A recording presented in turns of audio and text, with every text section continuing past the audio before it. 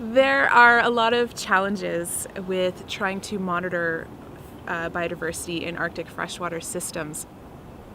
Thinking locally within Canada, which I'm most familiar with, much of this stems from how vast the country is and how difficult it is to get up into these Arctic areas. Logistically, it's difficult, it's expensive, it can be difficult to get equipment up there, it can be difficult to get support.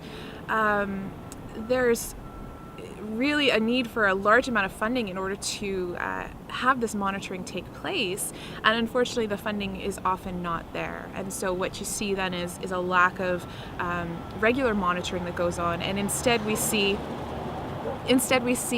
these spot measurements where someone perhaps went up and monitored once or twice, but was not able to continue with long-term monitoring.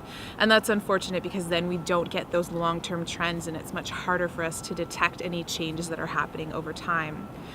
On a circumpolar scale, it's an issue of a lack of coordination, because we have all these countries that perhaps are doing some national monitoring, perhaps we have researchers going out, and everyone's using different methods. So in some cases, for example, we have the Water Framework Directive, which has tried to get everyone using the same sorts of methods, but we still see differences in what's collected in the different countries. And certainly trying to compare then Europe and North America is quite difficult because we don't have those same guidelines in place, and so we might have completely different methods that are used.